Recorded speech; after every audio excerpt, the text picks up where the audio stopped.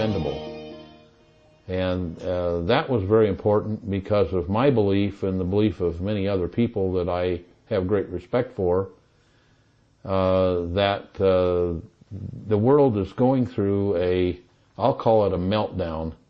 Once the people found out what had been done to them by their representatives, they felt that it would be much better for their health and safety to be somewhere else.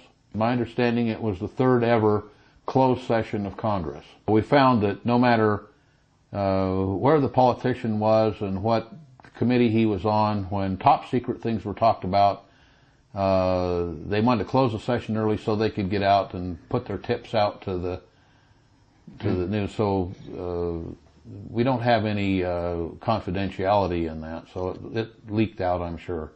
Am I right in assuming that you wouldn't contradict those leaks? I wouldn't contradict them at all. Thank you.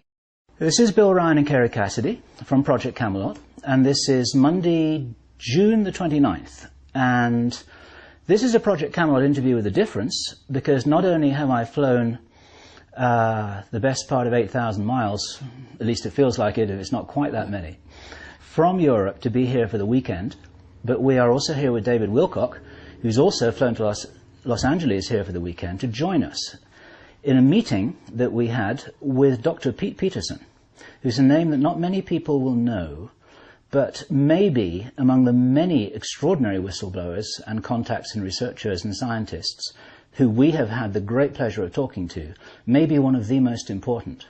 And yesterday we were talking off record for the best part of 12 hours, and our minds are still digesting an enormous amount of extraordinary information that he shared with us, some of which is off record, and as much as possible, Pete is willing to put on record here, on camera, because you feel, don't you, Pete, that there is profound and important reason why the sort of people who will be watching this video need to hear what it is that you have to say.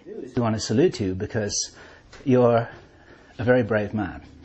And one of the things we want to ask you, straight off the cuff, is why is it that you feel that you wanted to put some of your almost unbelievable and very important testimony on camera for a lot of people to listen to and watch and understand at this time? Why is it that you've come forward and you're talking to us now? Well, I think the main reason for that is that I've had a inside insight for many, many years, having been picked up in various programs to do things for the government since I was 13 years old. And being a problem solver, I wish I could say that it was hard work and so forth, but I come from a long line of inventors on both sides of my family tree, and people who graduated from school very early, and were significant in affecting things that affected humanity, a number of them in virtually every kind of field and climate. And I see that the world seems to have gone downhill. I'm aware of many programs to remove intelligence from people and return the people, at least of this nation, to a mediocre status. We've watched the school systems deteriorate. We've watched as my wife likes to say, the program in the school systems, No Child Left with a Mind. And that's her paraphrase for it. And I've seen that the type of government we have, though I'm a patriot and very crudely use the phrase that I got the flag tattooed on both cheeks of my fanny the hard way. I spent 10 years in the Marine Corps, and a great part of that was in combat and combat zones and other things I did for the government, and like to think I am unique in that I was probably shot at on most continents. And anyway, what I see happening is a complete turn away from the way this country started out and then its constitution to what appears to be headed toward a socialistic system where reason and logic has no bearing, and it concerns me, and I have no idea if my voice can help. I have no idea if that can, but I know that my ideas, I have inventions that have proven to be very helpful to society, and many of them have been suppressed by the fact that we had a government that was run by industry rather than by the people. And it's turned away from that, and many industries are actually governed by rules and regulations that make it virtually impossible for them to exist if they do things that are good for humanity. Mm-hmm. For example, we've had numerous things that happened in the industry of alternative power that were very inexpensive, very capable, but what we do is we've, through their own legislation, limited the power companies to being able to charge a certain amount over and above their costs. So when their costs went down, their profit went down, and they couldn't economically operate. What I would love to ask you about, Pete, before we go into some of the stories that you have to tell, and we have good reason to believe that, having spent the best part of 12 hours yesterday talking about a tiny fraction of your experience, I think that we could probably talk literally for days. And what the people watching this video are really concerned about, I think, is what can you help them understand better than they do at the moment about what's really happening on this planet at the moment? What are the agendas of the controllers? How much trouble are we in, and what can people do? And I want to put that question on hold because this is the purpose of this video as far as we're concerned. And there's a whole separate topic, which is a technological topic, because this man we're talking to now has told us about technology that we didn't know existed. And my brain is still reeling over a conversation that we had at breakfast this morning about which I'm going to say nothing. Now, before we start all of that, and that was a wonderful overview that you gave about your intentions, can you give us a little bit of a timeline of your career history, which started when you were very young, a little bit about the kind of things you've been involved in?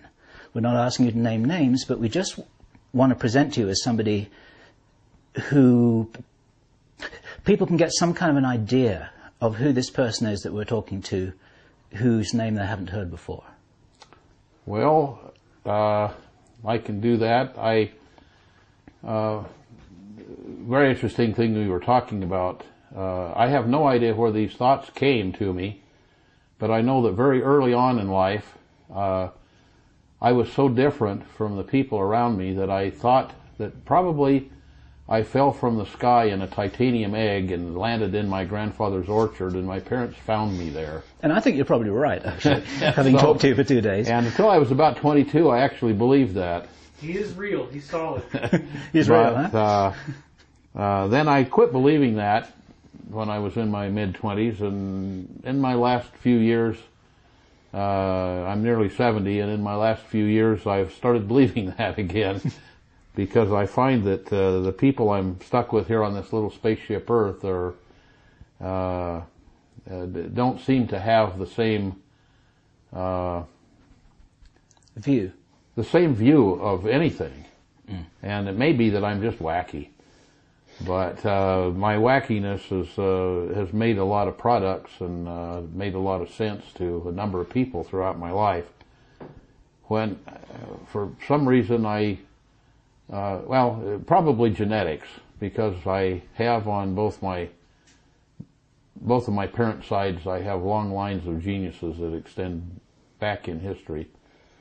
And I grew up in a home that was entirely powered and heated and cooled in a very temperate climate, was powered by the sun and by atmospheric pressure change. It was a home that had a gallery inside of it, much like Mexican haciendas, but was covered where we grew all of our meat product in the form of chickens and rabbits and such, and where we grew all of our food products. So you had an interesting and unusual upbringing. Had an interesting and unusual upbringing. And we drove in cars that my father made and invented, and we lived in homes that my father built out of strange materials that were very highly insulated.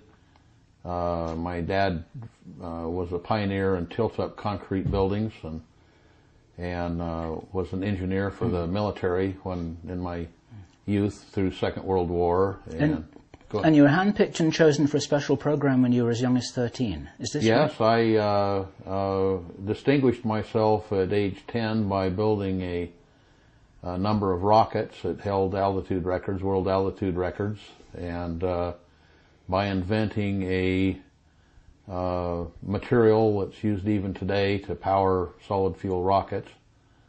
That material got out of my hands because I'm not a businessman and wasn't a businessman, and freely gave it away, and other people capitalized on it. But I liked explosions, and so early on started building rockets. There's a wonderful story that you told us yesterday that we'd love to say again very briefly. And I'm going to be using the word briefly in my questions here with an apology, because we know that you could talk with us literally for days about the extraordinary experiences you have, the things that you know, the things that you've been told, the things that you strongly believe with good reason. But one of the stories that we want you to tell is what happened one day when you were 10 years old with a bunch of adults, and you had an extraordinary experience. Well, that I'll preface that just a little bit with the fact that as I was growing up, it was in a very small town, small country town, about 3 blocks long, and not a lot of people. My parents had a home that had a formal garden, and many of the local people would borrow that for weddings and family reunions and things like that, which my parents gladly lent them the facilities. And there was a wedding that went on, and as I remember, it was kind of in maybe June or July of 1950. And at that point, I had very limited educational resources in this tiny town, but one of the books that got me very, very interested in ancient peoples and anthropology and archaeology was the book that was written about the discovery of King Tut's tomb.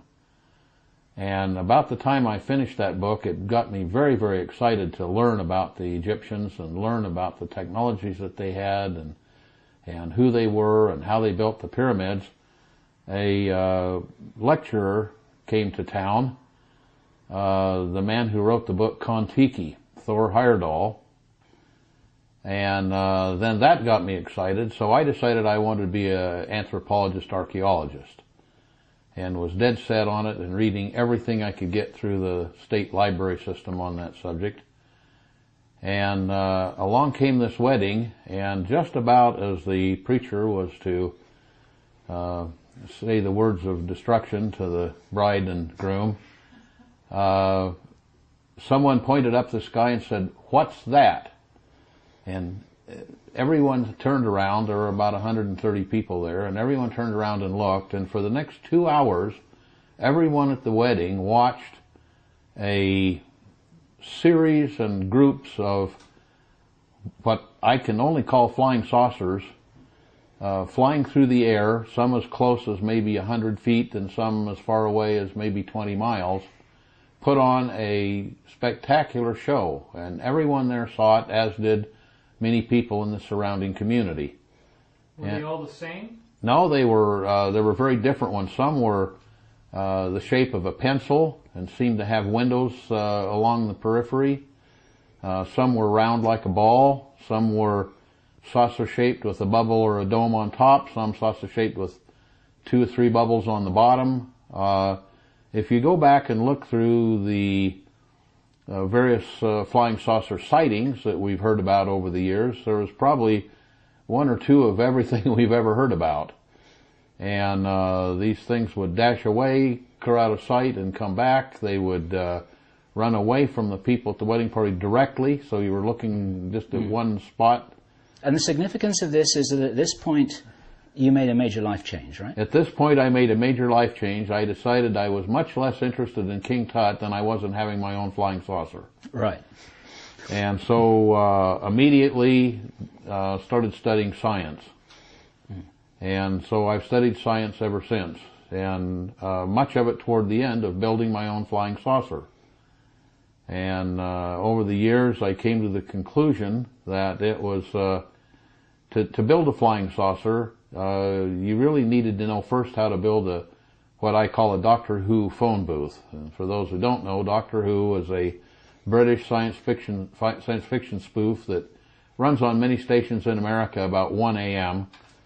to 2 a.m. and there have been something like 6 or 7 different Doctor Who's over the years. It's run so long. And Doctor Who had a red British phone booth. He didn't have a red British phone booth. He had a black police phone box. It was a police phone box. Ah, okay. It wasn't a red one. All right, but he had a two-holer British phone booth, and he would go into it, and it would become a time machine. It was called the TARDIS. It was called the TARDIS, and so he was a Time Lord, and he would travel back and forth in both space and time. And so as I tried to figure out how to build a flying saucer, I found out it was easier to build a TARDIS. And then I got thinking, well, who wants to just shove an aerodynamic body through air when you can just simply get somewhere and dial your destination and walk out where you are and you don't have to push anything through the air? So anyway, I worked toward that end and have done many, many science projects, some for large corporations, some for we'll call them agencies, and many of them for myself. And I'm in the process now at age 69 of building a laboratory to complete the work that I've done, and having acquired a number of very special pieces of equipment for researching such things. And so that's what I'm about right now, and I'm in the process of building that laboratory in a remote location where there are very little man-made magnetic fields. We don't really get television or radio direct much here, and have very, very little man-made interference, electromagnetic interference, and it allows me to do my work that I need to do. And so that's the life change that happened when I was 10 years old, and so I've been on that pursuit ever since. And we would say be careful what you wish for, because now you have the understanding, as far as you have told us in our conversation so far, you have actually the understanding, if you don't have the factory, to actually be able to make these machines. And you can also confirm that the powers that be on planet Earth actually have access to this technology and use it for all kinds of reasons. Is this correct? As far as I can tell, there are a number of governments that have this technology. My feeling is, and or my knowledge is, that it's been acquired from people who came to this planet from off-planet. And it's been from the reading of a lot of ancient documents dating back as far as 6,000 years. To the Sumerians. To the Sumerians. I have a Sumerian document that's been translated that tells exactly how to build a flying saucer. And it's a direct translation. And it probably doesn't give everything, but it certainly gives the principles. And I've experimented with a number of those principles and find out that things take place that in modern physics aren't possible. And I've worked with a group of scientists that have recently discovered things in both mathematics and science that would lead me to believe that the greater part of science that we have today, and I have a PhD degree in natural philosophy, which they used to call physics, that took a lot of effort to acquire, and it leads me to believe that these ancient documents portray knowledge that we simply don't have, and that the knowledge we do have is wrong. And you've been privileged to spend time in the Vatican Library. Is this something you can talk about on record? Probably, well, I can talk about things that there's a lot of information there that is very contrary to things that we believe very deeply, both philosophically and scientifically. And that's basically been held away from the public. It's not common knowledge. A lot of translations, which I think probably came from the remnants of what didn't burn in the Great Library of Alexandria. Some very ancient documents, and I was involved at a time with machine language translation of a lot of that material, which was, in those days, was somewhat crude, but at least it gave us some ideas. And the ones that looked good were later translated by people who had done, lifetime studies of the language, and I think they're pretty fair translations. Are you able to say about anything that you learned about the Anunnaki? Or is this off record as well? The Anunnaki, who are written about in the Christian and Jewish Bible texts, I've seen skeletons of what we call giants.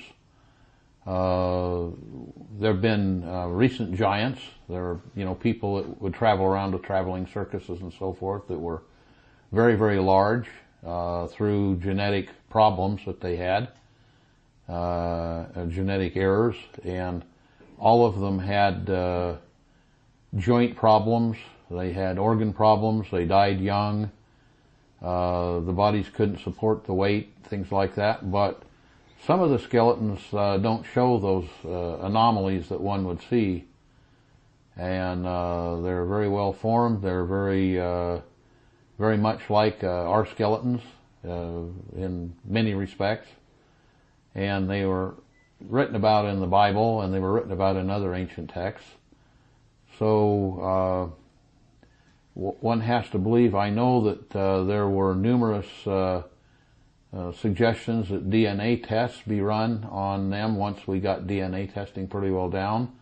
And I know those have been thwarted by various religions and various school bodies, people not wanting to say that there are things that we don't understand, or that they don't understand, or that they don't want to understand. But we human beings are from ET lineage, are we not? My belief is that, I'll give you an example. Radiocarbon dating has become very, very accurate. And we have very good records of cavemen that didn't have a language. They drew some drew pictures, some didn't. We found caves with their tools in them, with the evidences of their civilization, with their making crude tools and things. And there have been a number of spots that those were found, especially in Africa and Europe and the Middle East. And then all of a sudden, over an 80-year period, emerged a civilization that for 3,000 years had the same language and the same religion and the same writing and the same mathematics. And it was very, very advanced from things that came afterwards.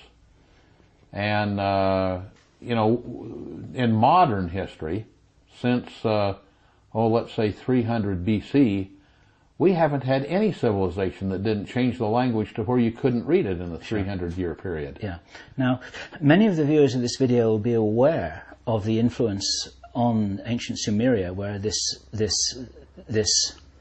fully developed civilization seemed to appear from nowhere.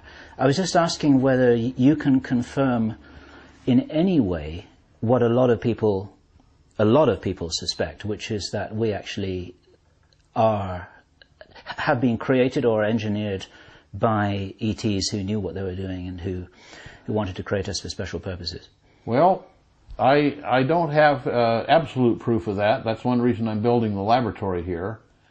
But one of the things I did notice in the late 70s and early 80s, I did a lot of medical equipment engineering, and I designed a machine that would read a field that surrounded the human body and could give you a readout on the condition of the organs, organ by organ in the body, and then it could locate or find or even create a medication that would fix it. And one of the things that I found was in the early beginning that machine could pretty accurately come up with diagnosis rate of 50%. And of course I wanted it to be perfect, and spent a number of years finding out that the reason that I didn't get over 50% was because a lot of people had genetic errors in their genetic system, and as a result of that they had disease processes that were based on those genetic errors. So you had to treat them very differently as people that had a disease that was based on viri or germs or other parasites especially. And so I finally got it to where about 70 to 75% of the diagnoses appeared correct, and the selection of medication treatment appeared correct. And then I thought, well, okay, there's 15% here that I really don't understand. And it was about 10 or 15 years later that we got pretty familiar with and pretty good with genetic testing. And I found that 15% of people had very, very similar sequences in the DNA that were unlike the other 85% of the people, and they were unlike anything else on Earth. They appeared to be alien to the Earth.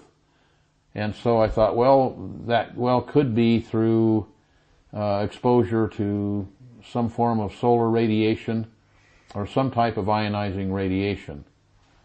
And so we looked at people that lived in areas that had natural radioactive compounds, like the areas in southern Utah where a lot of the carnotite and other uranium-bearing ores were mined, and people that spent time there, people that were in fallout zones of nuclear testing at the Nuclear Test Center in Nevada.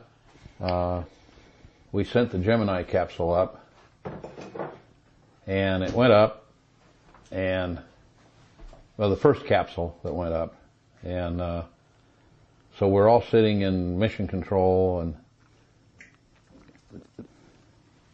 called up and, ground to capsule, hello, do you read us?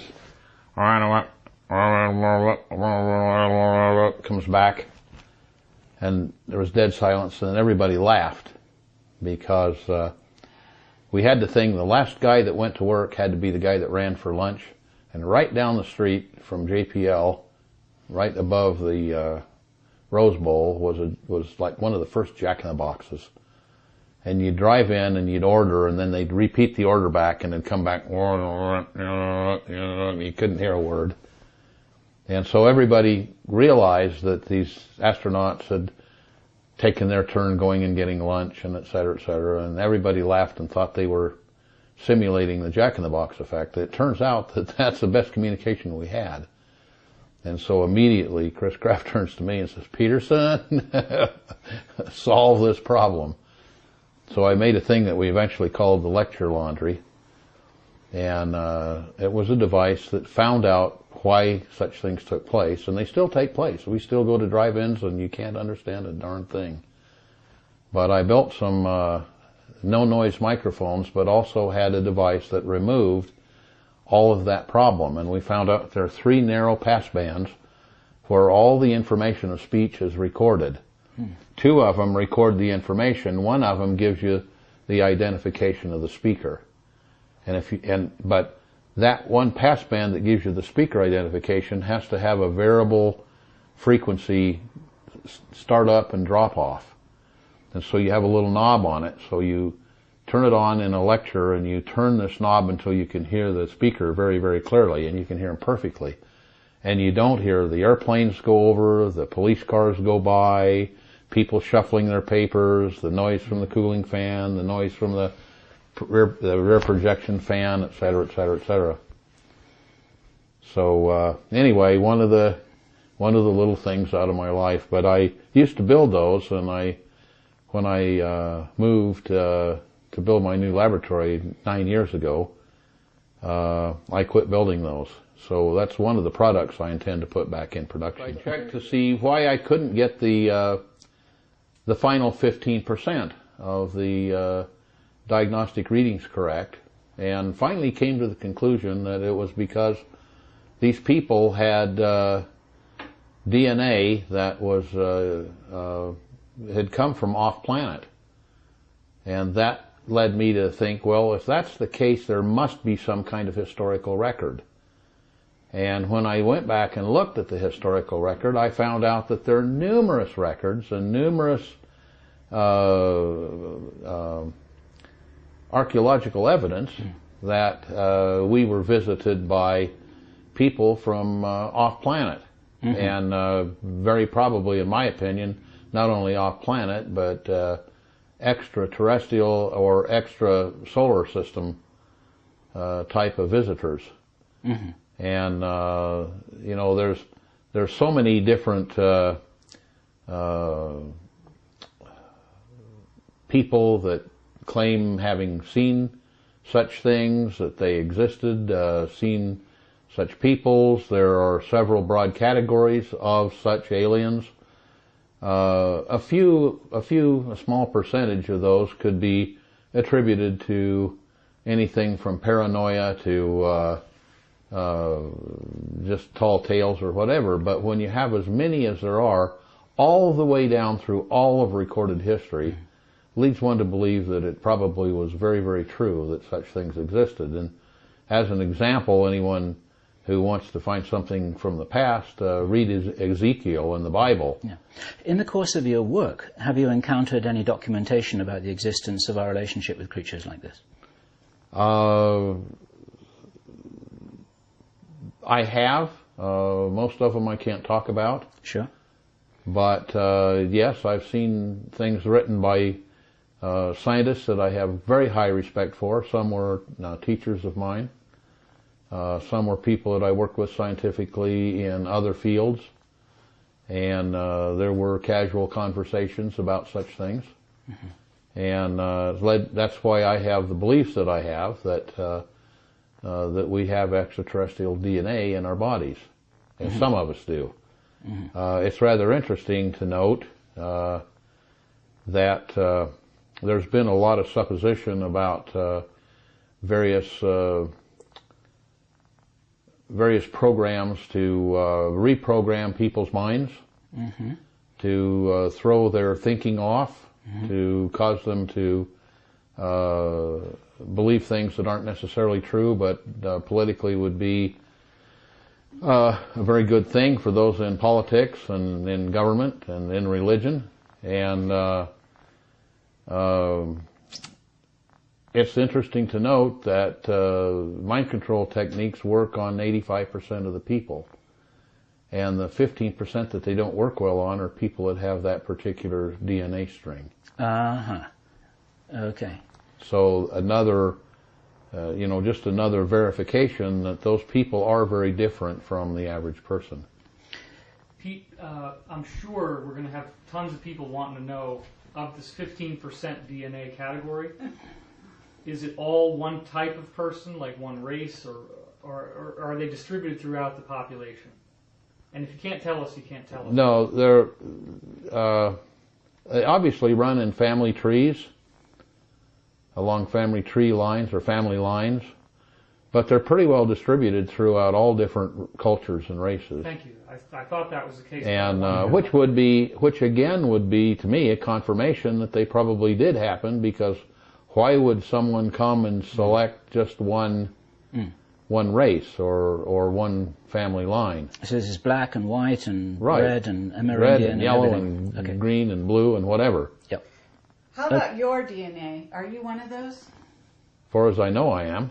We probably all are in this room. And we probably all are in this room. As a matter of fact, I've found that as the last 10 or 12 years have progressed, I've noticed that many people, when I talk to about things that I know that are a fact in both science, mathematics, and in history, as well as in my belief system, I talk to certain people, and the 85% that I don't seem to have a medical problem with, i.e. the ones that have quote-unquote normal human DNA. I don't seem to understand what you're talking about. When I talk to them, it used to be that they would call me crazy, or it used to be that they'd be more really interested and want to learn about it.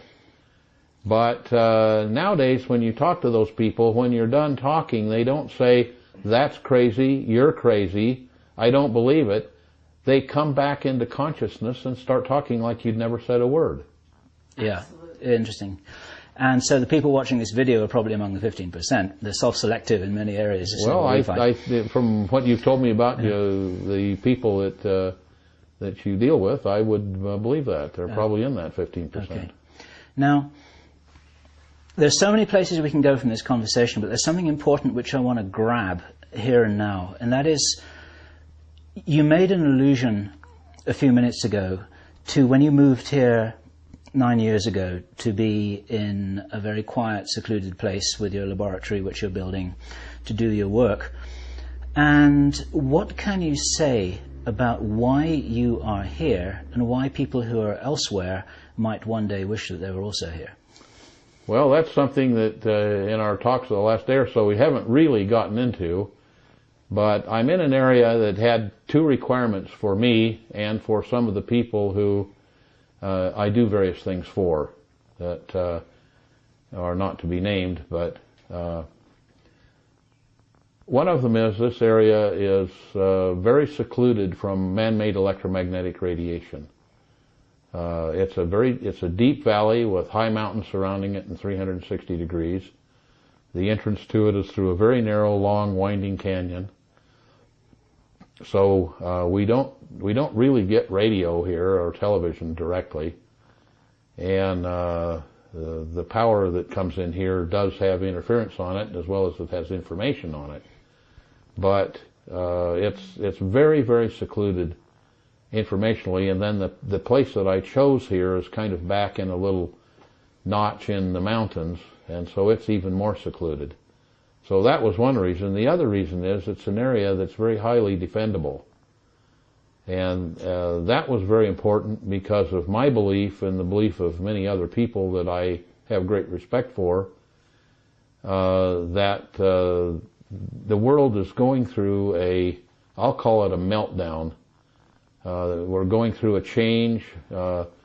The alternative thought, radio and television shows and motion pictures are all, and books and movies are all fraught with the fact that something major is going to happen in 2010 or 2012, the end of the Mayan calendar.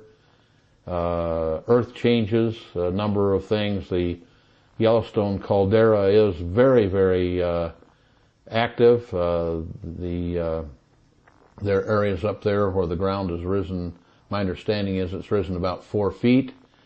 We all know that there's got to be major volcanic activity under Yellowstone area because we can go up there and see the mud pots bubbling and Old Faithful geysering and you get the same smell the sulfur coming out of Hades. And metaphorically, the same thing may be happening politically. Exactly, and the same thing happening politically. We've best I can tell, we've been printing not only billions but trillions of dollars with nothing to back them whatsoever.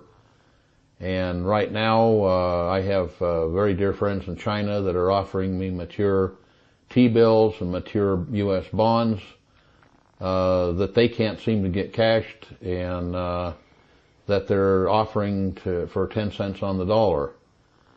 And they're trillions of dollars worth. There'd be enough that if the world court system would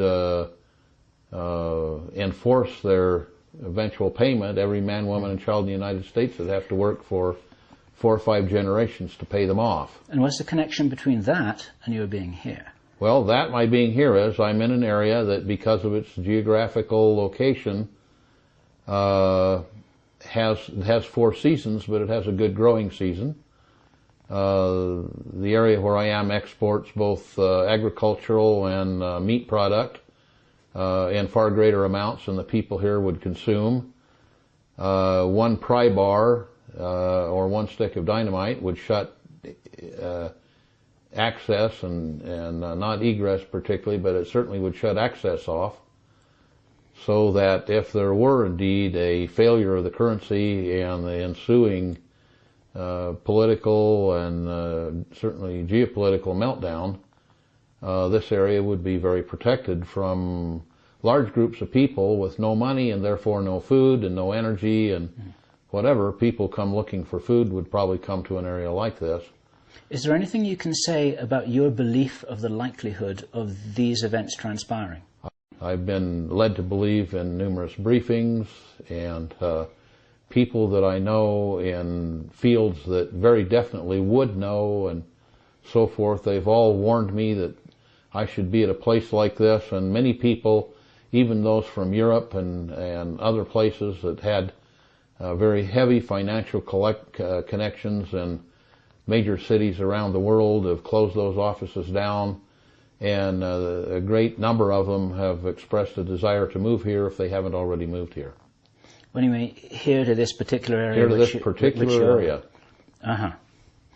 So you believe that there's something very important happening this year, and this is why you're talking. One of the reasons why you're talking to us. One of the reasons why I'm talking. I've kind of, if you would, come out of the closet, because I think that the people that I find have are the people now that are, say, 27 years old and younger, have gone through a school system that hasn't schooled them, hasn't trained them, and obviously, because if you know anything about education, has very specifically not trained them and not schooled them in political science, certainly, and in politics and in economics and certainly geoeconomics. And they don't have an idea of what's going on. And, you know, we look at a president that complained entirely about all the money that the previous president spent, and then in the first 90 days spent 10 times as much.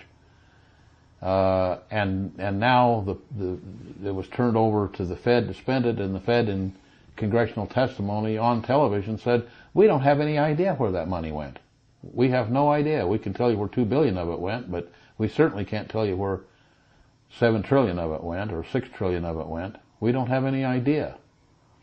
And, you know, the people have just let that pass by. Oh, that means that ourselves and the next 4 generations of progeny are going to have to work their whole lives to pay this debt off, and yet we don't even have any idea where it went or who has it. Mm-hmm. And it's certainly not out there helping the economy. Mm-hmm. Now, if this occurs, would this be a worldwide problem?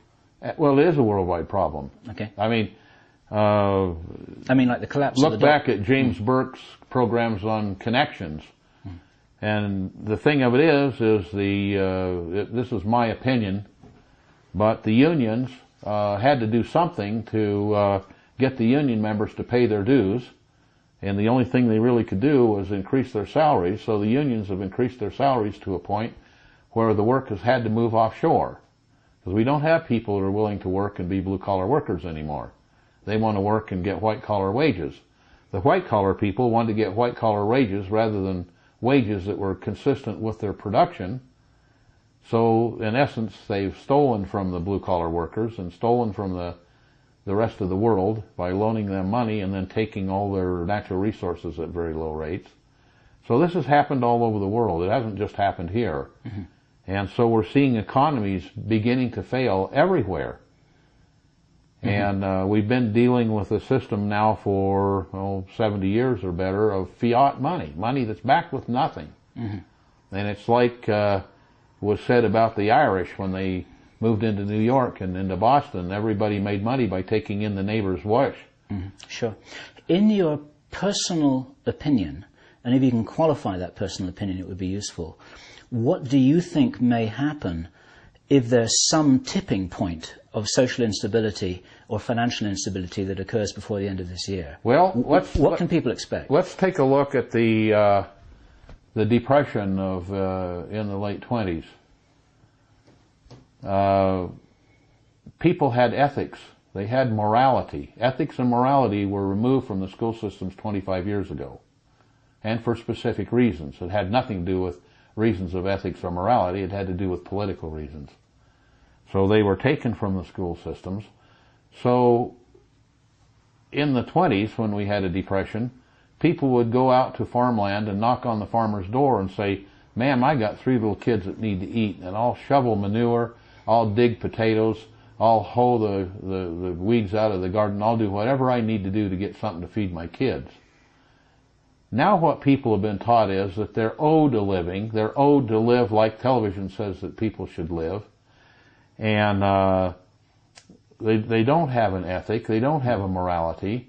And so what happens is if we have a financial collapse, it won't be like the 20s. It's going to be like today, and you're going to have anarchy and absolute chaos. And the government knows that. They've recently asked the service members if they would fire on civilians if they were asked to, which is entirely against the Constitution. We had a Second Amendment, and the founders of our country, in writing after the Constitution about where the Second Amendment came from, didn't say that we should have the right to keep and bear arms so that we could go get a deer and feed the family.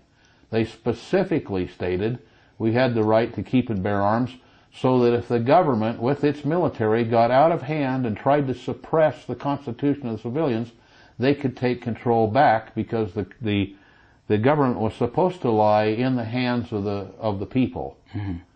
Now, not that I believe that the people are smart enough to handle themselves, because they're not. Otherwise, we wouldn't have had the last several presidents that we've had.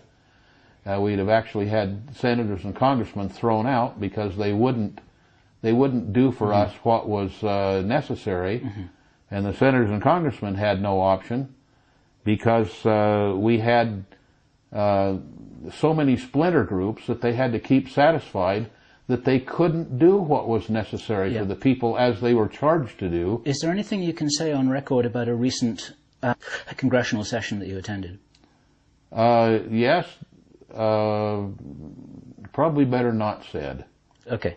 But just note that there was the third, my understanding it was the third ever closed session of Congress. Okay. I understand. But and it is on Google, so... I think many things have leaked out about it on Google.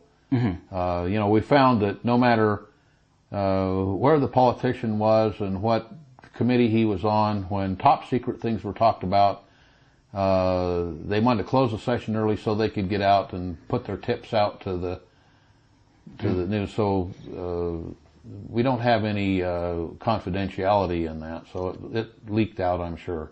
And am I right in assuming that you wouldn't contradict those leaks? I wouldn't contradict them at all. Thank you. But weren't they told to, weren't some of them getting out of the country to relocate to South America? Ask them that. That's my understanding. Because George Green has given us testimony to that effect. Yeah. That's my understanding, that a number of them felt that once the people found out what had been done to them by their representatives, they felt that it would be much better for their health and safety to be somewhere else. Mm-hmm. And that kind of says it all. Do you know anything or suspect anything about, once the financial system fails, if it does so, what would it be replaced by? Well, up until a few days ago, I would say it would have been replaced by a world currency. Remember, the last 4 presidents have all been members of the Council of Foreign Relations, and have openly stated that they're moving toward a one world government, and believe we should have a one world government. If we had a one world government, we'd probably have a one world currency. And it might even be they were smart enough to have a currency that was backed by something real, like gold or silver or various metals. I've always wanted to see a commodity-backed currency. So you could have a currency that was worth so much corn or so much wheat or so much something that was a real tangible thing. Up until a few days ago, you said. Up until a few days ago. What changed? What changed was, my understanding is now that the NAFTA and GATT agreements basically put us into a system where we had Mexico, United States, and Canada almost as one government with three parts. And there was going to be it's been highly rumored that there was a printed currency available, pictures available on the internet, et cetera, because there's nothing that's a secret anymore. That would have currency, different colors and different sizes for different denominations, and was to be called something like the Amero for North America. Mm-hmm. It's been rumored that that currency is being destroyed now and replaced by another U.S. currency that is being printed, and that would make a lot of sense because there's so much the money that's being printed is funny money because it's backed on nothing, but also there's been so much counterfeiting, especially out of Iran. Mm-hmm. And so you can look at some of our politics with Iran having to do with nuclear proliferation, and so much of it having to do with the fact that they have good printing presses and good duplicators of paper and ink. Mm-hmm. And there's been a tremendous amount of currency that we know has moved here from Iran that is counterfeit. Okay. And it's rampant. Yeah. Many people watching this video will be aware of what David Icke has been talking about. And we spoke to him at length earlier on this year, and one of the drums that he's been beating is about what he feels is the danger of the population being chipped as a means of control, which is going to be linked with their ability to operate financially at all. Can you comment on that at all? There are a number of things to lead one to believe that they are going to be shipping people around. Mm-hmm. There are a number of places that there's no explanation for, but very large concentration camps have sprung up. One of them very near where I live here, that's very large sized. And on the other hand, I was involved back in the 70s with a very large food and feed company to build chips that could be used on prize cattle and breeding cattle, for example, and show cattle, to geolocate them or to identify them. And that technology has now been reduced down to things that can be injected through a hypodermic needle and in the body and identify people. And the currency that I'd heard about that was to be a one world currency was based on being chipped, and the credits, if you would go onto and off of that chip by a method similar to Bluetooth that's used today. And this is technology which you yourself have helped develop. Is that what I heard you say? Well, it's technology that had developed some of the early things, mm-hmm. and it's technology which, in its smaller implementation, I'm using right now in a product that I'm in the process of building for geolocation and anti-theft, because there's so many people being kidnapped and sacrificed for their organs, or being kidnapped and held for ransom, not the least of which is around Mogadishu area and in the Mediterranean, but also even in Mexico. A tremendous number of people being kidnapped for ransom there, both their own people and visitors. There's a problem tracking containers. Problem tracking sea land containers as well.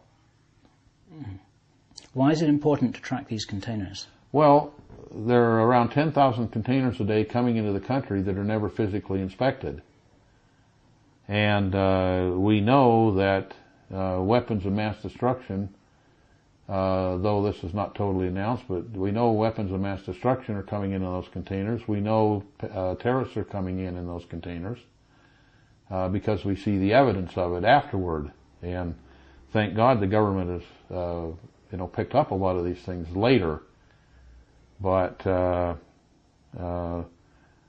the containers, and a lot of them are shipping contraband. A lot of them are shipping, we saw the dog food come in that was laced with melamine because it wasn't inspected. Now, we just did a tape change here, and just before that little interlude, David was very keen to ask Pete about his view about how can we transform these danger signs into something that is a healthy warning to us, and what sorts of proactive, positive thinking, responsible actions can we take without just blindfolding ourselves and ignoring whatever real risks there might be there. Now, this is my bridge, because I want David to ask his own question. This is one of the reasons why he's here with us.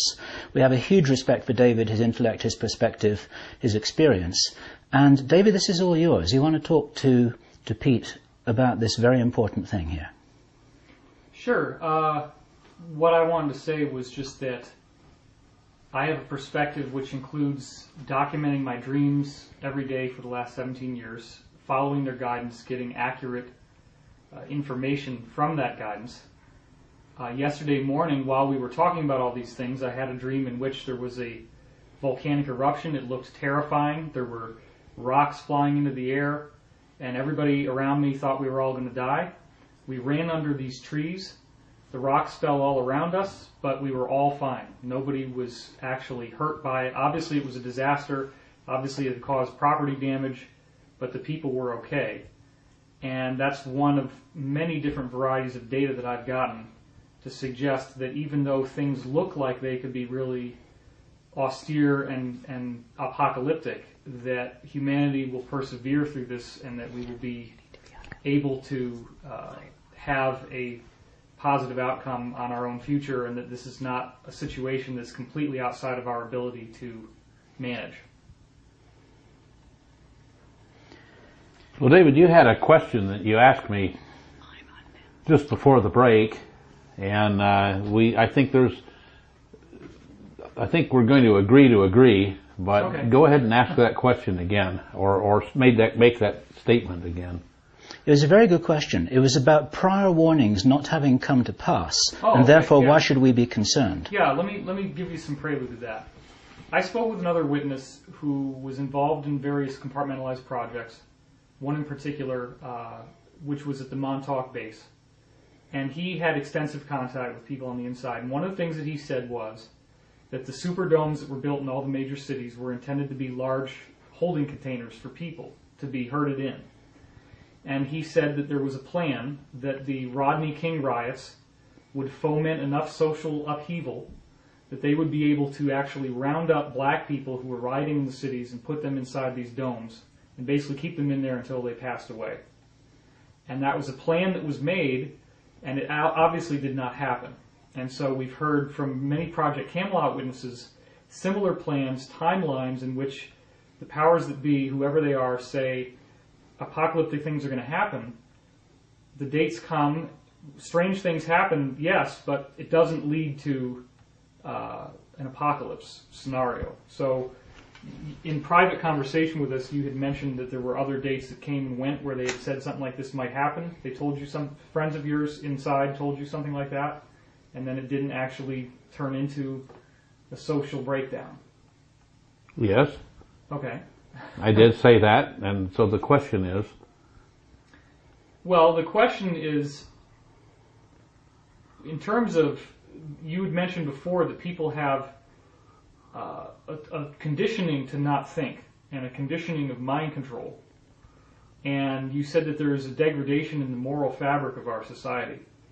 So I think what we really need to know on a personal level is, what can we do to help ourselves not be indoctrinated by this passive programming that's coming out to us? And you mentioned aversions of mind control and things like that. I think that's an important key to not getting stuck in this trap.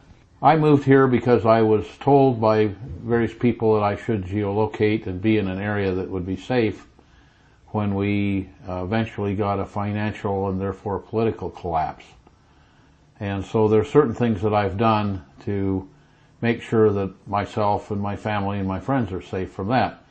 The question that David just asked is a little bit different, having to do with the fact that numerous ones of us have heard a bit apocalyptic things in the future, ranging from the fact that supposedly in the year 2011 or 2012, we have the end of the Mayan calendar and we have an apocalypse coming. People who are apocalyptic Christians say about the same thing, that the end times are here or coming. We've heard very, very dire things about the economic posture of the United States and the whole world, and we see things happening. We see Iceland, for example, declaring bankruptcy. And I hear from people that I know in the banking system that a number of the European states are going to follow them in bankruptcy. And when the U.S. currency fails, which I can't imagine that it won't, because we've printed so much currency and put out there that's backed by nothing, it's all beginning to come home and roost. The T-bills and the bonds are coming back to us, and I can't see what's going to happen there. We have the huge collapse that when before the current president took office, $16 million was going to solve all the problem, and please get this bill through, and we can take $16 million and put it out in, and it barely passed, and we got that through, and then it seemed like 3 weeks later we didn't know where the $16 billion was even supposed to go or what for, because they passed the bill without even knowing what was going to happen. That $16 billion disappeared immediately, and now all of a sudden we needed $7 or $9 trillion, and then we needed 20, and we don't have any idea where that went. And so the things we've heard in the past about there going to be a failure, the time came and left and there wasn't a failure, but this money was pumped somewhere. And of course the system had a lot more inertia than we anticipated. So now what we have is something that the actuality is coming to roost. I drive around in the town that I live nearby, the large town. It's about 50 miles south of me. And drive around there, and I look in the little malls and I look in the big malls. The big mall has closed. We only had one mall in the town, and it's a gross population nearly 750,000 people. And the one mall that we had, the people who had the mall failed and went bankrupt, and it's closed. All the stores that sell non-essential items, jewelry stores, bed and bath stores, etc., most of them have closed. Sporting goods stores, most of them have closed. What you're saying is that we haven't been here before. So we haven't really ever been here before. We've heard that things are going to happen, things are going to fail, but life continued on as normal, and the government continued to print money and pass it out to its friends and so forth. And so therefore, we're in a bit different set of circumstances. I moved here in 1999 because I was told by 2001 that the system was going to fail. And here we are 8 years later, or 9 years later. In fact, you were ordered to come here. I was. And so we found out that no, it didn't fail. And I'd go for a briefing and there'd just be a shock. We don't understand it. We don't have any idea why it hasn't failed. I mean, we just don't know. The only thing we can do is say there was so much inertia. Mm-hmm. So now it's beginning to fail, and it isn't just beginning to fail, it's increasing on a logarithmic scale, and very shortly I see that it just about has to do that.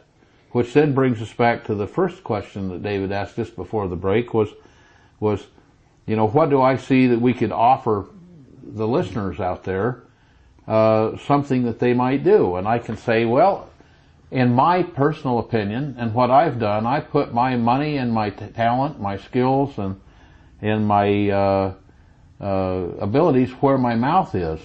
I've come here and I'm self-sufficient. I grow all my own meat, all my own vegetables. I have stored up those things that are going to be critical to society. I've picked up the tools that I didn't have that allow me to do things in such an environment and such a society to produce things that are going to be necessary for people to have. And you can even make your own radio and probably fuel your own truck. Exactly right. And I have a number of vehicles that I now have engines that will burn alcohol. I have the equipment, and I have the seeds, and I have the tractor, and I have the land, and I have the water to grow material that I can make alcohol from at a much larger rate than I need. Now, a lot of people listening to this will say, but I'm in the middle of a big city and I've got a wife and a mortgage and 2 kids who are at school, and I hear what you're saying, but what can I do? I'm not in that situation. What would you tell them? Well, I've taught survival for better than 40 years. And my particular area of expertise in survival was urban survival. And I was asked to write a book about urban survival, and I started the book out, and I can tell you that, and we got into that a little bit earlier, I can tell you that today there isn't any such thing as urban survival.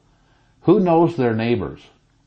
In 29 people knew their neighbors, and they had ethic and morality. Now the ethic and morality has been taken away from the children, and the children are now in their 20s and 30s. The community's gone. The community is gone. We don't have a community that would do that, and we have people that have children, and now some of them have a couple children. What are you going to do when your kids say, Daddy, my tummy hurts, I haven't had anything to eat for 2 weeks, and you smell the next door neighbor over there who was a wise squirrel and put something up, and you smell him out on his barbecue because he's got no power but charcoal, cooking a couple of freeze-dried steaks.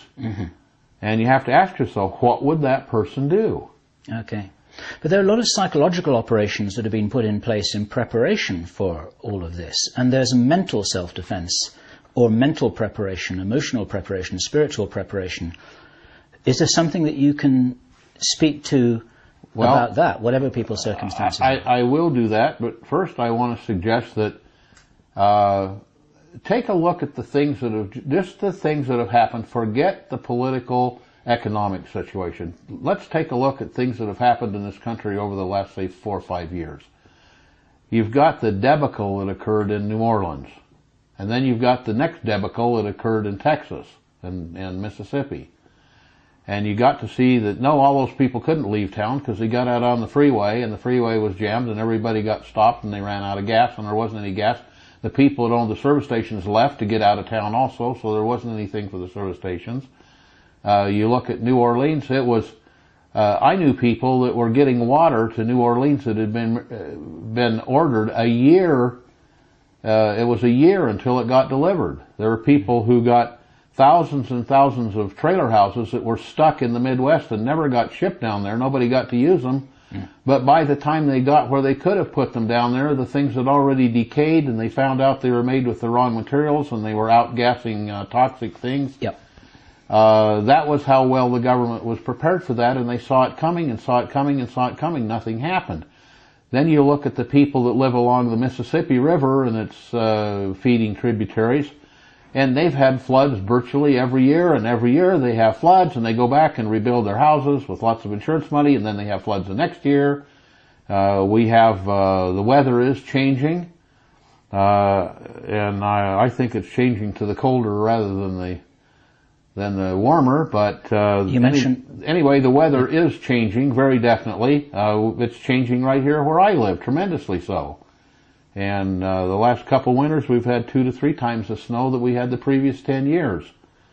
And then we've had water from it, the major water problems. We had droughts for a number of years, and I live near a huge reservoir that holds enough land to irrigate the whole southern state a year or two, and it's been absolutely dry in the bottom, hardly a trickle, and now it's clear full and spilling over. So in summary, you're saying that as a scientist, as an intelligent man, as somebody who's well connected on the inside with other scientists and other intelligent men, you think that there's a real problem?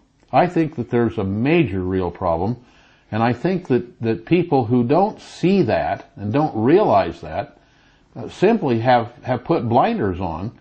And I think that what they should do is think, maybe there's something to this, but at least we see that in major areas of the country, there have been problems where people needed to have a little supply of food left because they couldn't get to a store.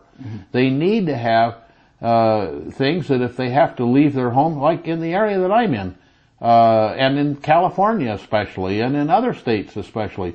There have been major fires that have gone on. People have been moved out of their homes, and when they left their home, they came back and they're crying on television, "Oh, everything's gone, everything's gone." And yet some of those people went to survival lectures that I gave, and they had copies of their driver's license, copies of their marriage license, copies of their insurance papers, copies of all the things they needed to have copies of.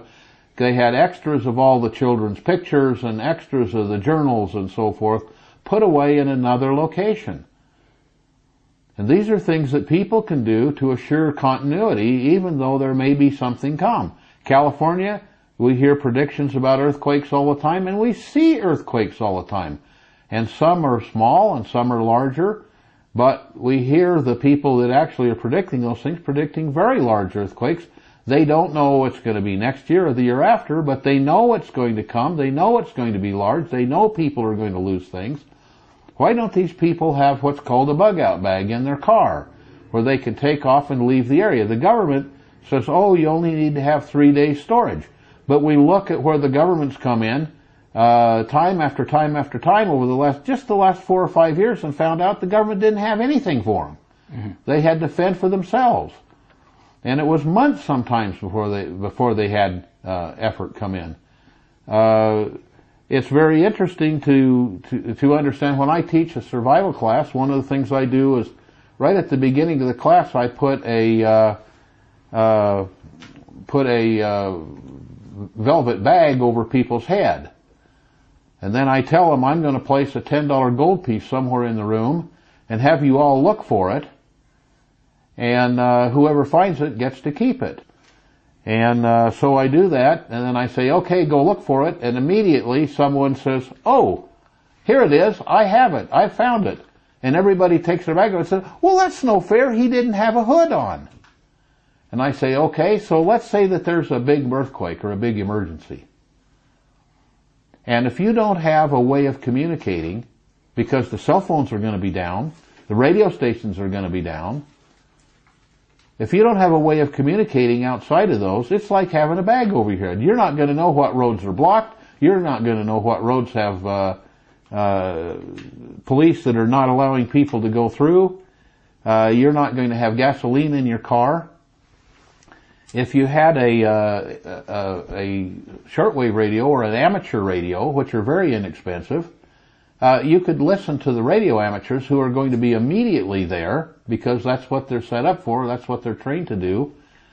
And if you had an amateur radio license, which anybody can get these days, it's like you had eyes. You can see where to go, where there's problems, where there are not problems, where there are riots, where there are not riots, and carry on and go there. If you had a bug-out bag in your car, you'd have gas and fuel and medical supplies and things to keep you warm, things to keep you cool, all packed up, ready to go, just a small bag. Okay. So there are a number of things that one could do to become aware. But there's a lot that has been done to dumb down the population. And how can this be reversed? How can that be aided? I want to make sure that David gets a chance to answer his own questions. What I'm trying to do is to support you in that, and I want to give you airtime here. There is a compartment of reality that we can talk about in which people are on this planet and there are forces that appear to be almost outside their control to do anything about other than, as you said, preparations for the sake of survival. Then we also have another context, which is that you are apparently directly aware of extraterrestrials who are not strictly negative. In fact, you mentioned to us before that a lot of them are positive. And we know they're out there, we know they're visiting us. And while I don't believe they're going to just come down and save us from problems, there appears to be a greater reality that we are all involved in, and that this situation, my understanding is that the situations we're going through are going to be instrumental in helping to purge the negative influences on this planet that have been prevailing for so long, not make them worse. There will be certainly a crisis time that we go through, but that's part of a passage into a more organized and enlightened society. That's how it's been explained by many different accurate sources, in my opinion, including ancient prophecies that speak of the coming of a golden age. Well, one of the things that I did in studying survival was I went to numerous places on the face of the earth where there were survival type things taking place, whether it be genocide in Africa, whether it be eruption of volcanoes, whether it be tornadoes and tsunamis. I've gone to those places studying survival, and I know one thing. There's one person I can rely on, and that's me. And all the rest is conjecture.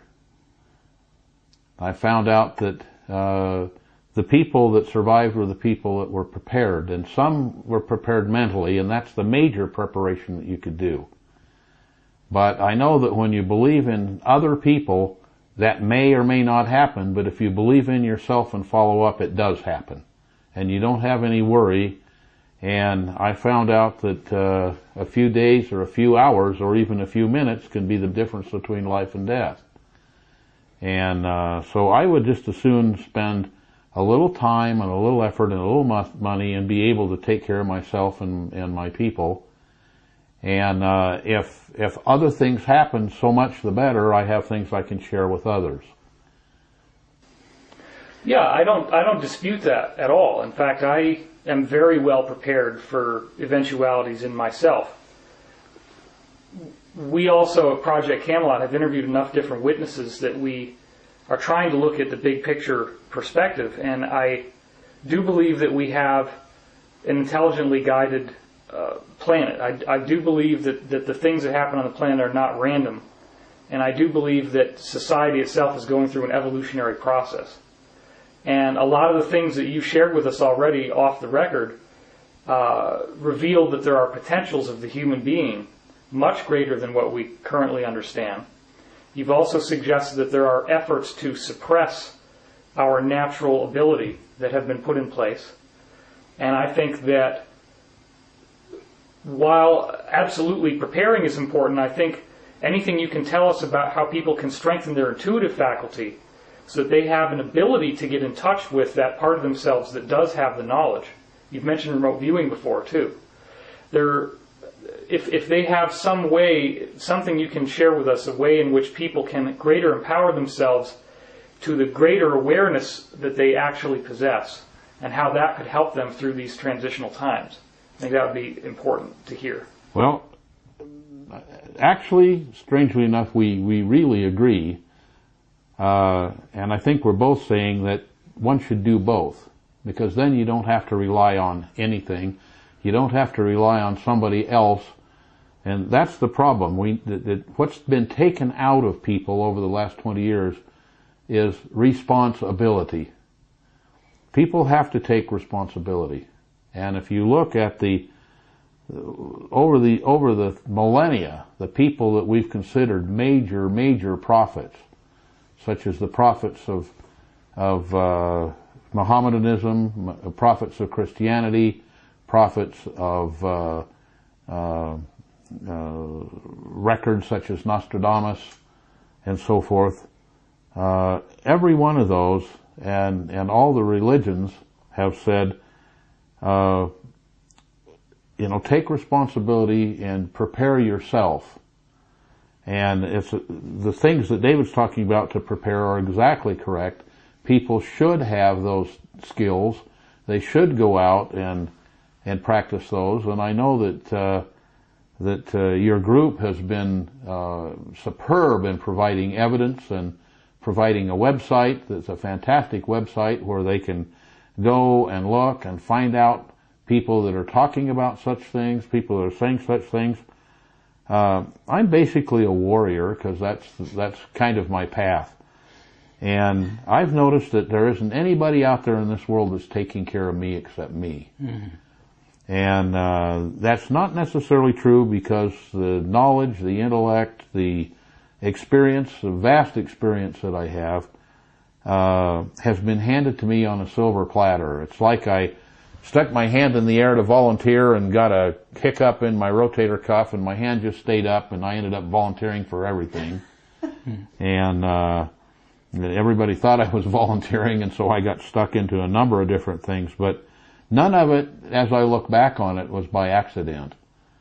And I know that there are a number of people that were students of mine that were in New Orleans, that were in the Gulf area of Texas, that were in the river areas in Ohio and Nebraska and so forth, and Tennessee. And I know that all of them, when the time came, just simply threw a bag in the back of their car and headed out, and they were fine, and all their family records were preserved, and all their family jewels and things, everybody knew where they were. They were all in one place, threw them in the car, off they went. The car was full of gas with a little trailer with a couple of gas cans and a tent, and they were fine. And I'm just suggesting that that is a very wise thing to do in the day like today. Whether the prophets of doom are correct or whether they're not correct, let's say you put aside 5 months worth of food. Well, go take a look at the prices in the store and the prices 5 months ago and tell me you wouldn't like to buy 5 months ago's food, or today's food at 5 months ago's prices. You know, it's better than any investment you could have made. It's better than any stock I know of. It's even better than gold. And if a disaster comes, it's going to be worth far more than gold, because it'll save your life, where gold will just get you robbed. Or silver. And I tell people, if you're going to save gold, for crying out loud, save some silver. Because if we have a collapse, when it comes, get yourself a wheelbarrow, and if you come to my place and want a loaf of bread and you've got an ounce of gold that's worth, at that time, $2,000, I'll swap it for a loaf of bread.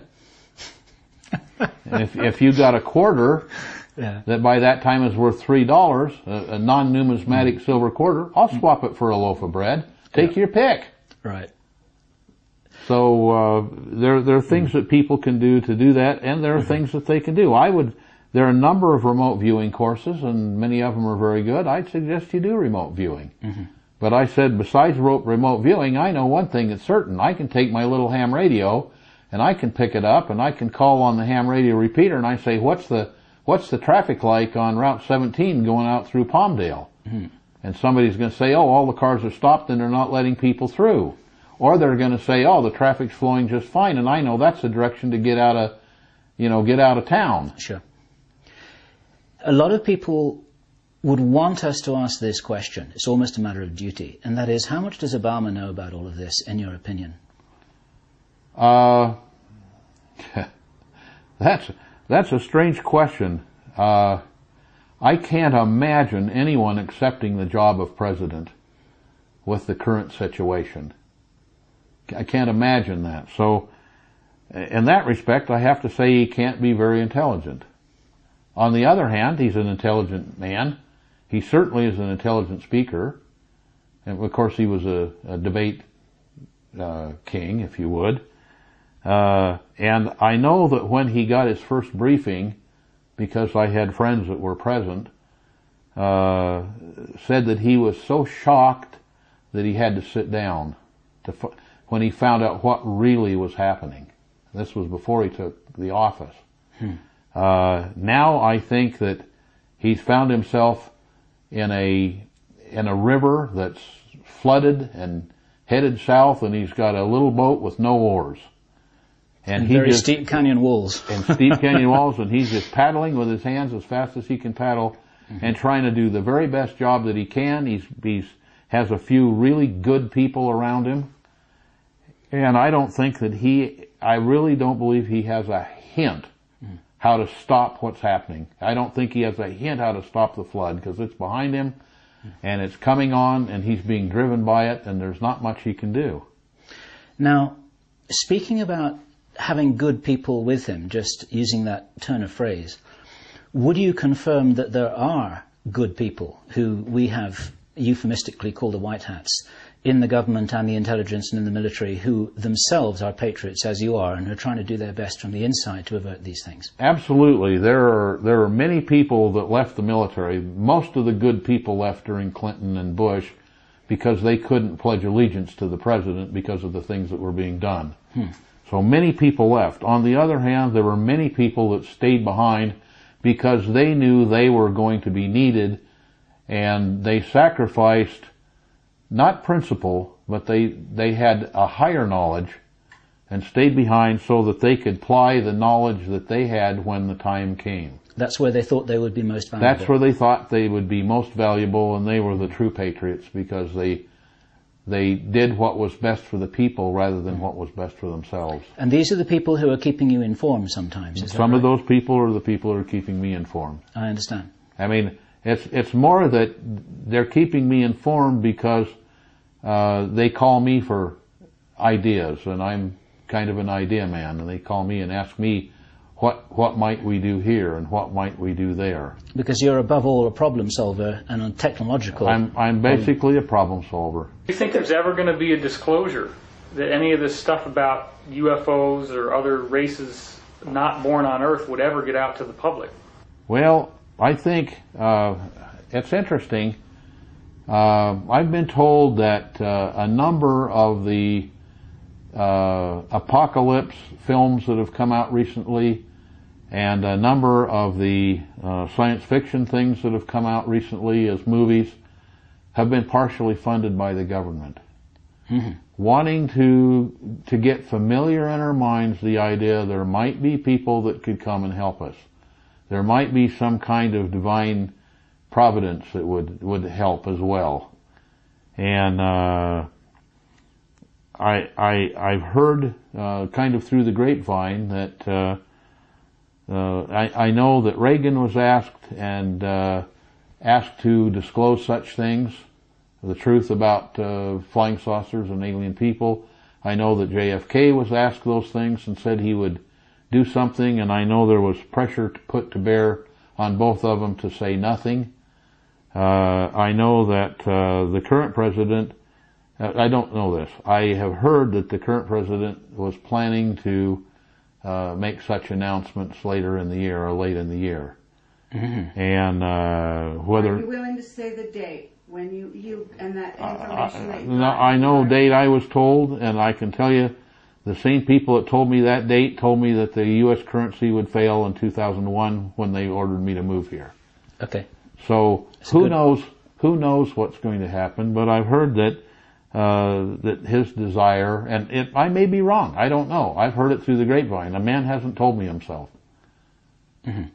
And he's under orders, isn't he? He's just the front guy. My feeling is that we haven't had a president since right after George Washington that wasn't under orders from someone else.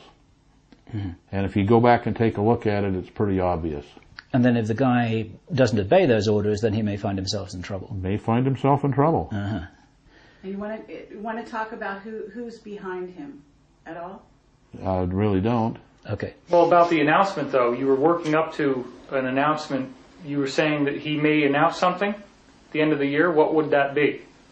What does your grapevine tell you? My grapevine tells me that he was going to announce that there are indeed such things as flying saucers, and there is indeed technology transfer, and there is indeed beings behind it that didn't come from this planet. And how many different kinds? We're getting into speculation here that...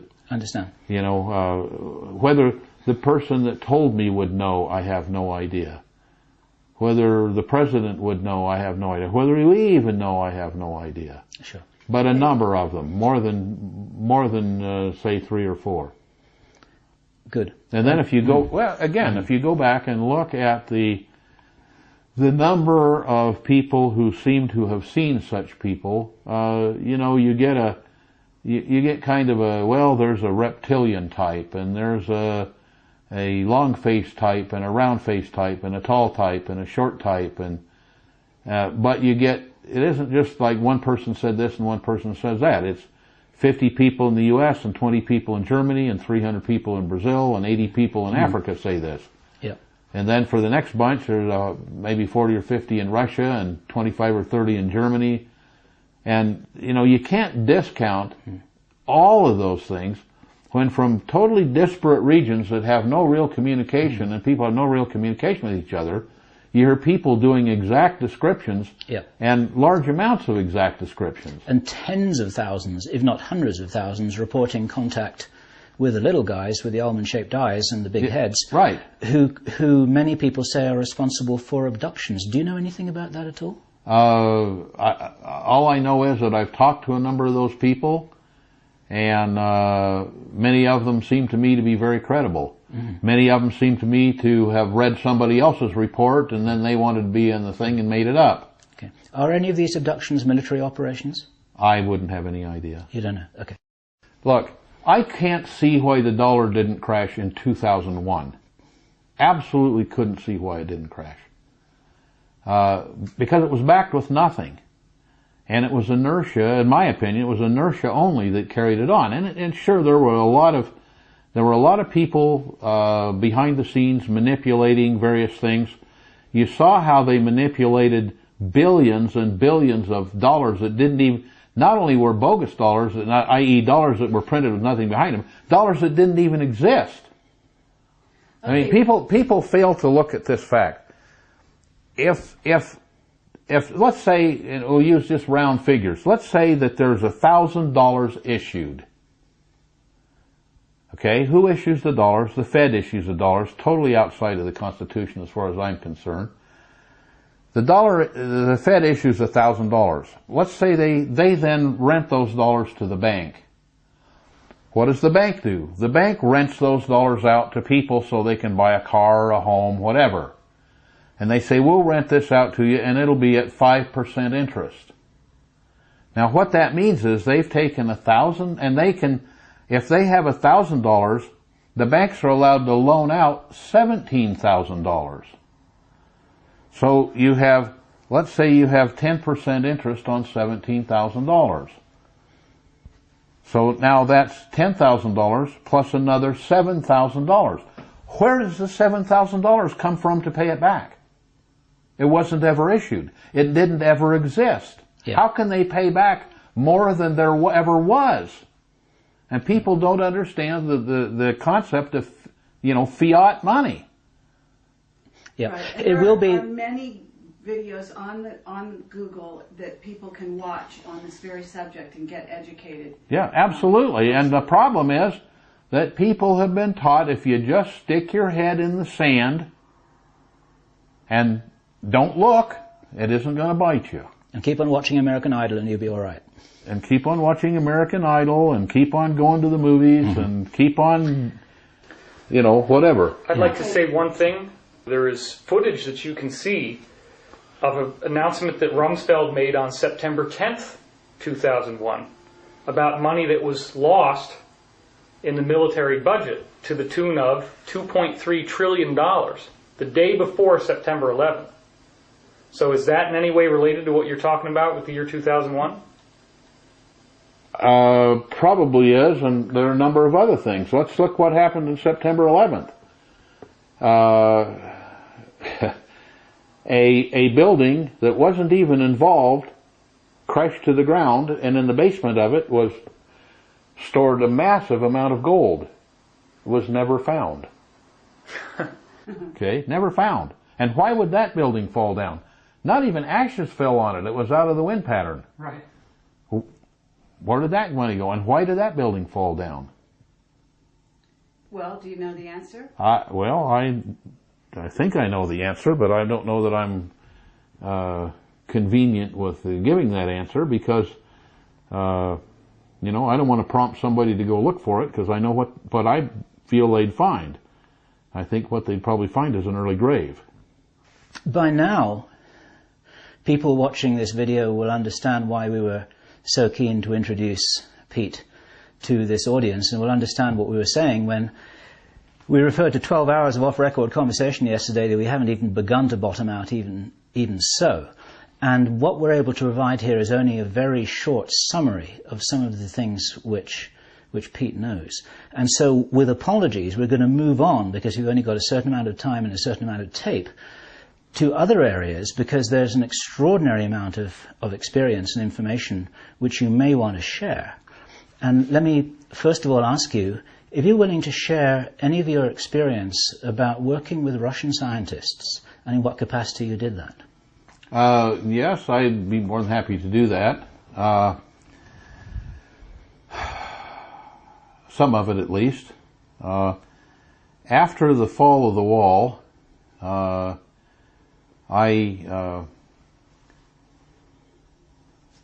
went to Russia and worked with a number of top scientists there that were involved in their space program.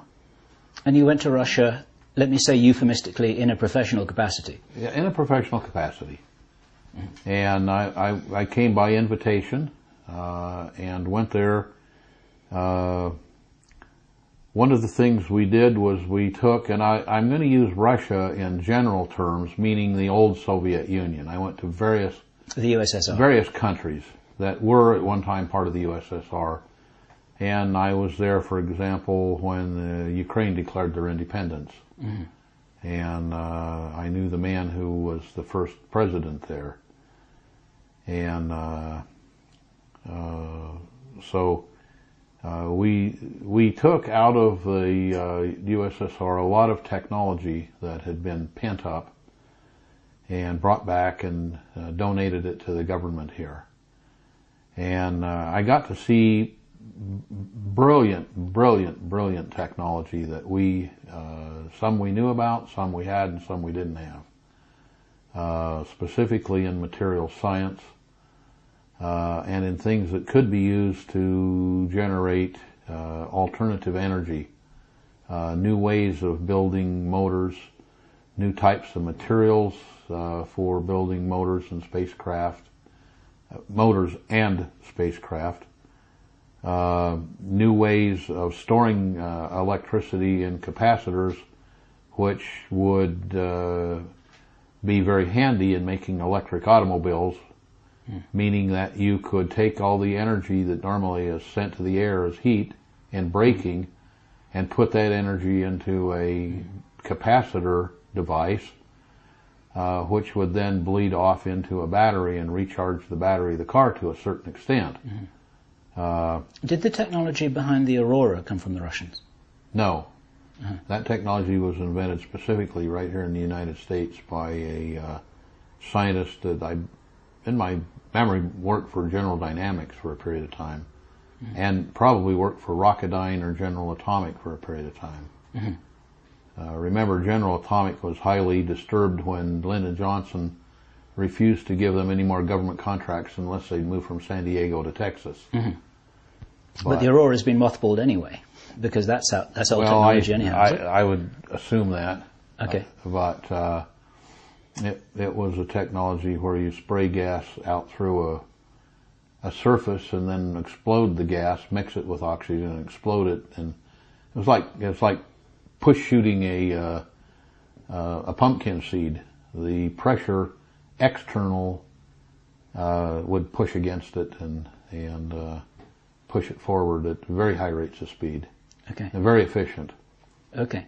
So that was our 60-second soundbite about the Aurora, which is worth an interview in itself. But go back to what you feel that we learned from the Russians, because we had some fascinating conversations about this. Well, we learned an awful lot about material science. There was a man by the name of I.M. Franchevik that was a believer in quantum physics, and so he wouldn't hire anybody. This was in the late 50s or mid-50s.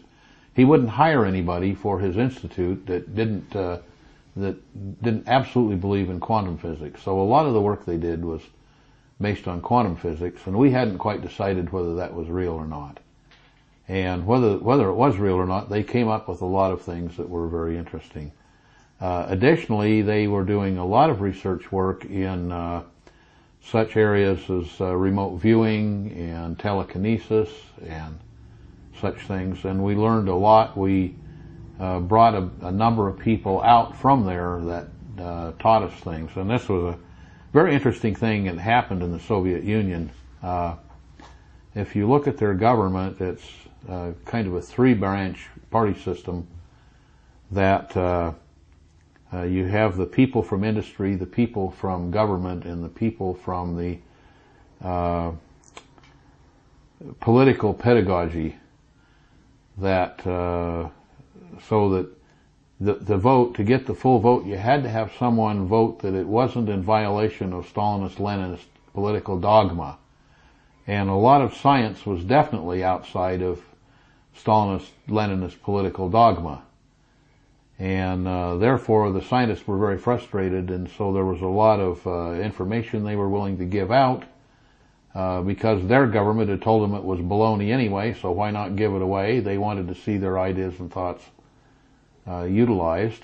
And secondly, there were a lot of them that one way or another snuck out and came to work for the West and brought a lot of very good information, including a lot of the very basic things that were happening in what we'll call psychic phenomena or mental talents. It really isn't that. It's actually a definite science, and there's a lot of technology that's behind it, and we hear a lot of stories about that from the government, a lot of past history that's much of it disinformation, and we're told that, well, we learned a few things from it, but it wasn't particularly good, and I think that that's very wrong because I know it was particularly very good.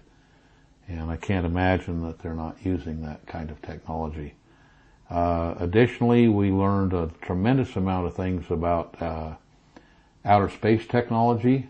We learned a lot about the amount of radiation that you find in outside the ionosphere and the problems that causes.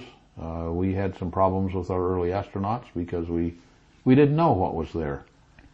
And notice there were several lulls in our space program as we found out new things and then geared up to take into account the malevolence of outer space. And, out of that came a lot of conjecture that there was way too much radiation for us to have had people in outer space. And one of the things that very much interested me was when the Mir space station was crashing and they were worried about the fact that it had a little radioactive material on it that might cause problems on Earth, and they didn't know exactly where it was going to fall. But one of the things the Soviets announced, and one of the things I do is I listen to shortwave, because when you listen to shortwave you hear about the same event, the same people, the same place, the same time, and a completely different story of what went on there. So the press in the United States is either completely ignorant or it's completely controlled as far as I can tell. But one of the things the Soviets did was announce the weight of the Mir station.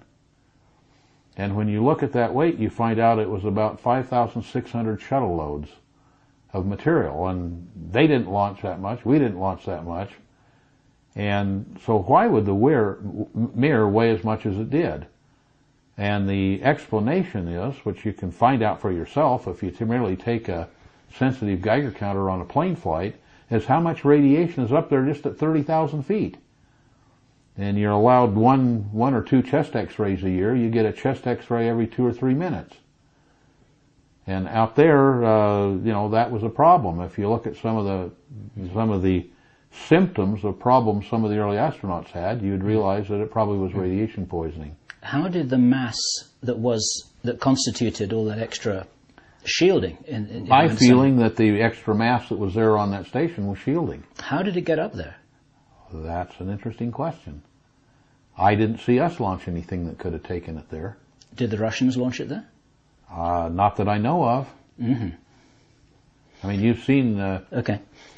Now, what that implies, then, is that we could never have made it to the moon in the way that it had been advertised that we went to the moon, because everyone would have been fried. Is that too simplistic a conclusion? Well, that's my conclusion.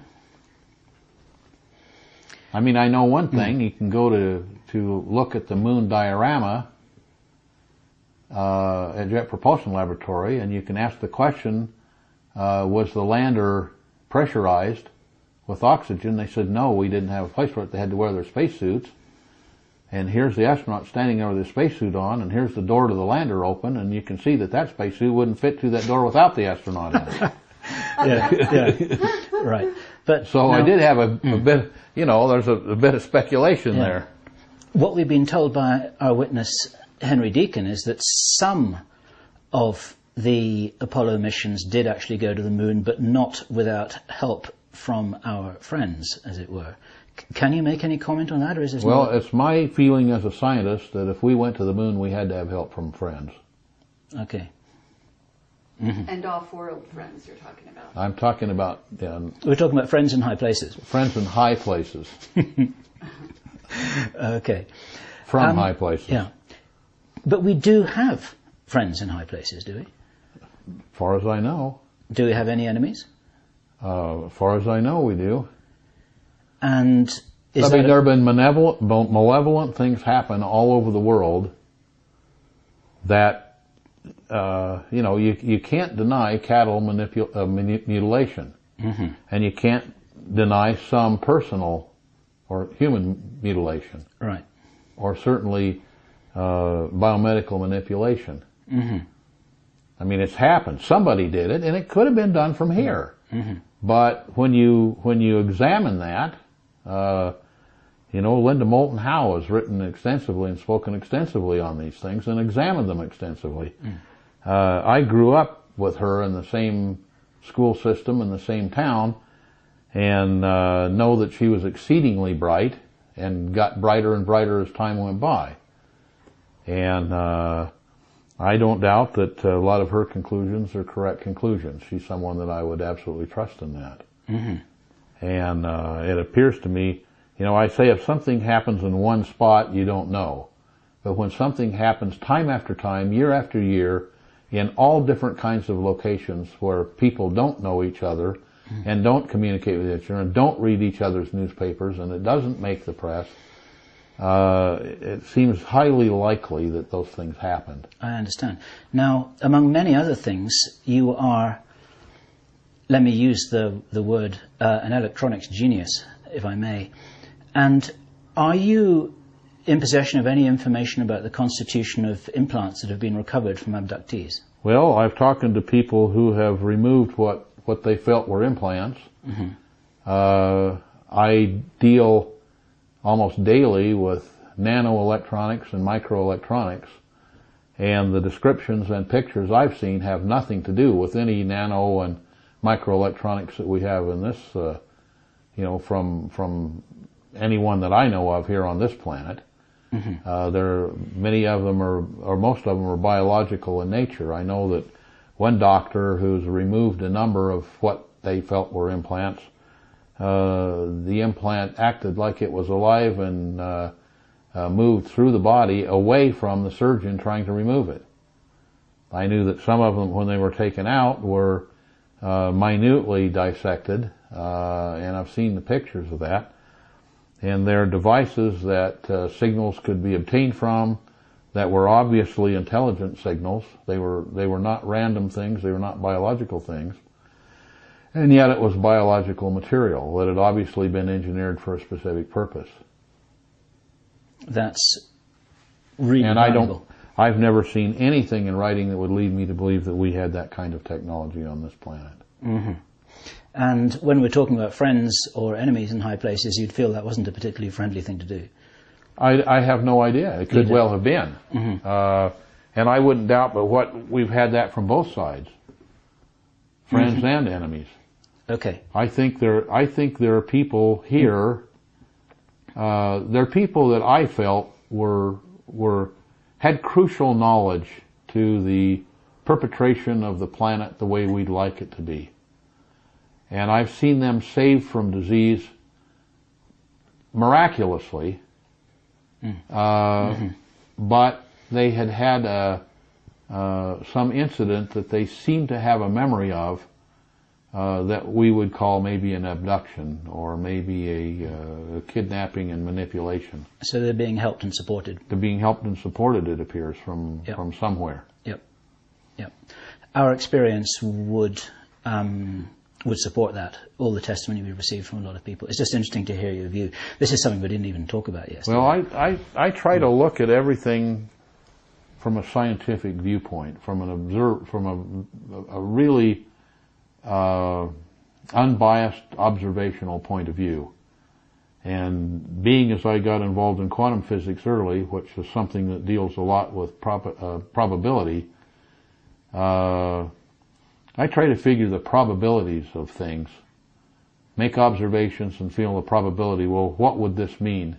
From a probability standpoint, what's the probability that it just happened spontaneously, and the probabilities are approaching zero? What's the probability that we had something that would do this? Probabilities are zero or very low. What's the probability that it might have come from some outside intelligent source? The probabilities are up in the 99% region. and then after you see one after another of these, you begin to think, maybe I'm on the right track here. Yeah, when does it become a reasonable certainty? Yeah, right. We've just mentioned the testimony from our witness and colleague Henry Deacon, and now you talked about your experience working with quantum physics. You told us about... Sorry, let me start this again. Henry told us about his research work in what some people call signal non-locality, or action or communication at a distance.